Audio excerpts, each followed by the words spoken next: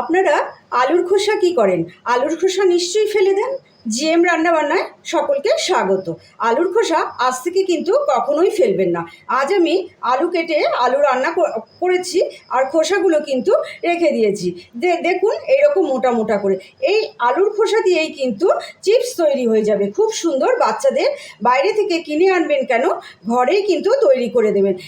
এইভাবে কাঁচি দিয়ে কেটে দেবেন, কাঁচি বা ছুরি যা খুশি দিয়েই এইরকম করে কাটবেন।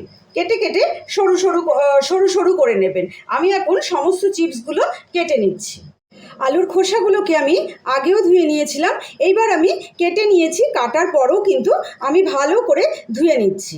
আলুর খোসাগুলোকে ভালো করে পরিষ্কার করে ধুয়ে নিয়ে এসেছি। এবার একটা টাওয়েলের মধ্যে রেখে এইটাকে একদম ড্রাই করে নিচ্ছি। খোসাগুলো কিন্তু সম্পূর্ণ ড্রাই হয়ে গেছে।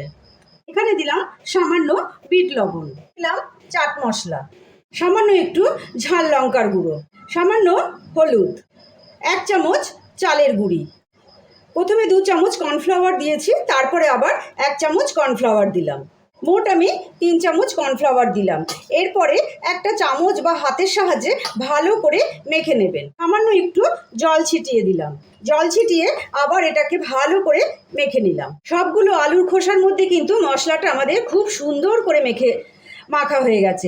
এবার একটা একটা করে আলুর খোসা কিন্তু এরকম আলাদা আলাদা করে রাখতে হবে।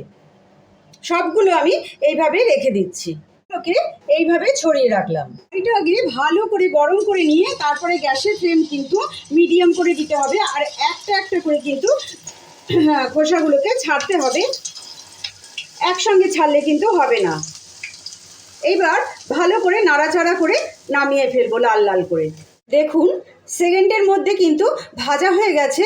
কে বলবে এটা আলুর খোসা দিয়ে তৈরি হয়েছে? যদি ভালো লাগে রেসিপিটি অবশ্যই কিন্তু একটা লাইক, শেয়ার, কমেন্ট, সাবস্ক্রাইব অবশ্যই কিন্তু করবেন।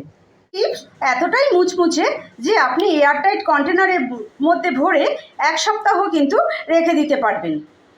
ফেলে দেওয়া জিনিস দিয়ে দারুণ দামি একটা জিনিস তৈরি হয়ে গেল। আপনারা কিন্তু অবশ্যই তৈরি করে কমেন্টে আমাকে জানাবেন।